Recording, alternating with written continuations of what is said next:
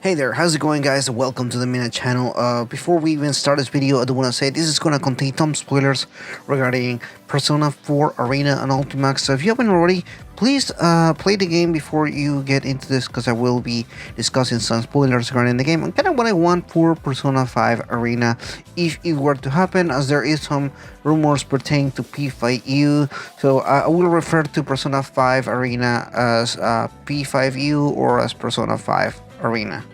Let's go ahead and jump right into it. So the one of the biggest spin-offs that came out of the Persona 4 franchise was the Persona Arena. And one of the biggest reasons for that is reason being that not only did this game just came out of nowhere, it was actually, for all different reasons, a really interesting crossover, because it not only crossover with the fighting genre, which utilized the engine and the creators of the Arc System games, such as the Blaze Blue series, and so it crossover within a different genre completely. But not only was it a crossover within a different genre, but it also was a crossover between two separate Persona games, which is Persona 3 and Persona 4. Now, previously, we hadn't had anything like that. The closest thing we had was Persona 2, which it does crossover and it does have like a lot of references, and including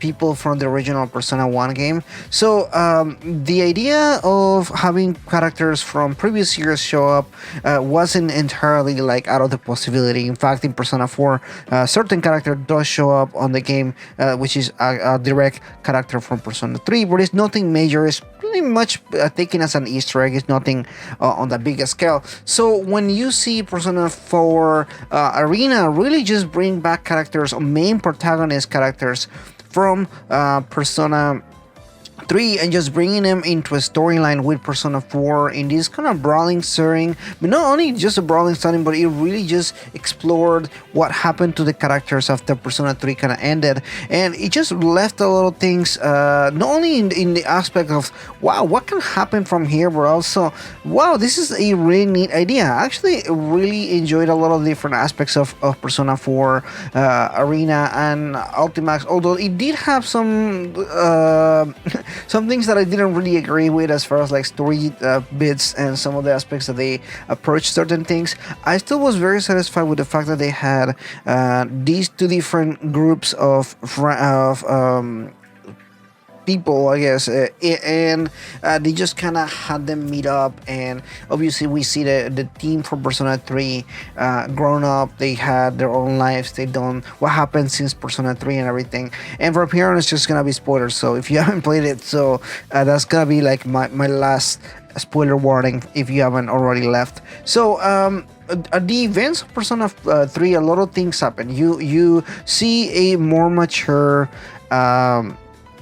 setting. You have the group that has already kind of made their own group called the Shadow Operatives, which is basically this group that investigates paranormal activity in kind of like the Persona setting, and they investigate and kind of trying to find out what's going on and maybe solve the issue, which brings a lot of questions for the next thing, which is Persona 5. Persona 5, interestingly enough, happens in Tokyo, but Persona 5 Strikers happens in a Japanese setting. It happens all around Japan, which makes me think that it was really a waste opportunity that they didn't bring Persona 4 and Persona 3 back into the mix, because it would have made perfect sense.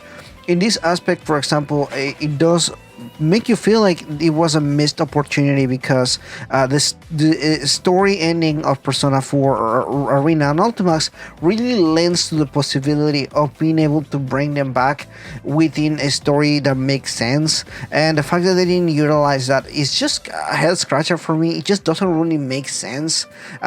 So at the final events against the Persona 4 characters and Persona 3 characters kind of want to work out together to kind of continue to solve more issues with the shadows and everything like that. So the fact that they don't show up in Persona 5 Strikers, where there is this massive amount of shadow activity in the whole area of Japan makes absolutely no sense. So that's one of the things that to me when I was playing, when I saw the announcement of Persona 5 Strikers, that was one of my biggest things. Not only that, but if you look at it from this perspective, Persona 5 Strikers was made by Omega Force, who makes the Warriors games, and one of the bigger things that Warrior games do is that they bring characters from other series or properties and kind of have them together. For example, in the Fire Emblem series, it had a lot of characters, but not necessarily just from one particular Fire Emblem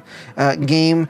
Same thing with the other Dragon Quest games that they had, where they basically had a different main characters from the different Dragon Quest games. You just kind of come up together, and I feel like the idea of it really could have been utilized to full extent with the setting of Persona, because not only is it within, like, would have fallen well within canon, it would have also made sense, and it would have been a good way to kind of implement the storyline, kind of continue it together. So one of my biggest things that I would like to see in the Persona 5 Arena game, if it were to happen, is obviously continuing the story.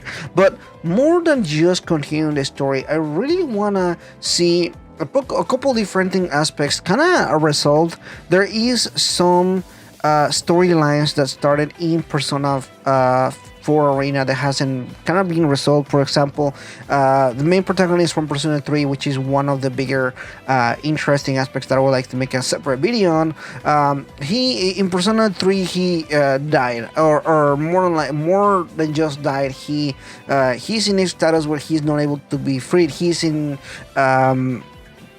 I really have to explain this, but basically he's dead. And the one of the big plot points in Persona 4 Arena and Ultimax is the fact that Elizabeth, the attendant from Persona 3, is trying to free him and kind of trying to bring him back.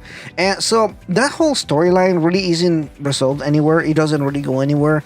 It just kind of leaves it hanging. So I personally would like to see this resolved, or kind of like to see what happens from there on. It could be anything as saying like, oh no, we can't bring him back, or oh, they tried to bring him back, or the whole plot of Persona 5 Arena is trying to bring him back, something along those lines, or maybe trying to bring him back, and that opens up Nyx that they have to defeat her, and then now all the teams come together to kind of defeat her one more time. I don't know, there's the only different ways to use that storyline that was already kind of left there. The other thing that I would like to see is literally would like to see what happens to the Persona 4 cast a few years later now. The Persona 3 cast, what happened to them? Shaw, who shows up, Labyrinth, who was another character that's really only utilizing the arena games, and we don't see them again. Funnily enough, again, because there's been 2 Persona Q games, and they could have easily just kind of brought those characters in another setting or something, but they haven't really actually touched any of that. So really, I would like to see that resolved as well. I was just kind of want to see what happened to these characters. Kind of want to see where did they go, what's next for them, if there's anything next for them really. So I just kind of want to see how they're able to implement the different characters together and everything like that. One of the other bigger aspects that I would like to see if they were to make a Persona 5 Arena game is the fact that I would like to see the characters just kind of brought in a different setting, but I would like to really see the fighting come back. I want to have this game made by Arc Systems again. Now, there's been a lot of different rumors, speculation, discussion regarding whether Arc Systems can actually make another Persona Arena game, and one of the biggest facts is that Arc Systems has grown in popularity since a lot of the games, including the last 2 games that they released, which is Cross Tag Battle, which was pretty successful, though not in the fandom, but in numbers and sales it sold really well. And then you can look at something like the Dragon Ball Z Fighters game, which was extremely successful and sold millions of copies. So if you look at these 2 different aspects, you can see that Arc Systems has grown a lot in both popularity and studio as a whole since they started working on Persona 5 Arena or Persona 4 Arena. So that does bring the question: can they actually work on a Persona game again? Not because Atlas wouldn't let them, more because they are just so busy with other projects. They're supposed to be working on a Ruby game. Apparently, that was like something that they had talked about a long time ago. I don't know if people even remember about this. And obviously they are working on another fighting game at the moment, which should be releasing very shortly. So there's just all these projects that they could be also working on. We don't know if they're doing more DLC or more support for the Dragon Ball Z game, which again was really successful. So they could easily continue to make more of that, even a second game if they wanted to, because it just made so much more money.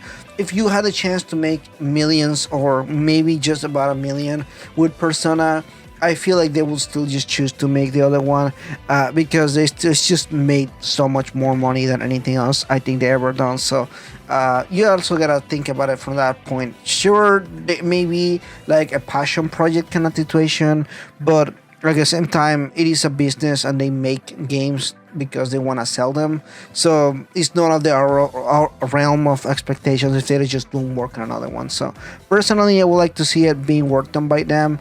I will be very excited to see if they could do something with that. But we just don't know in what status is the series to kind of be like, oh yeah, we can just work on another one. If they don't work on it, I will just be really disappointed, and I don't know if I even want a Persona 5 Arena if it's not made by them, because they make really good fighting games. Their fighting style, their 2D, 3D animation that they do, it's smooth, it's really distinctive. It's really well made and crafted. The animations that they do for the different sprites, the fighting game itself, there's just a lot of different good aspects that they work on. That it's just really well made. They make really good fighting games. So if they don't work on it, I don't know if I want another arena game. So that's just kind of the bottom line of that. Anyway, thank you so much for watching this, guys. This is just a discussion video regarding Persona 5 Arena, what I like to see in it. I do have other videos plans, whether this is actually plausible, there's actually a possibility of this even happening, but for today, that's pretty much it here. Pretty much, if you could like the video and subscribe if you haven't already, that would be fantastic. Thank you so much for watching this, guys. I'll see you guys in the next video. Bye bye.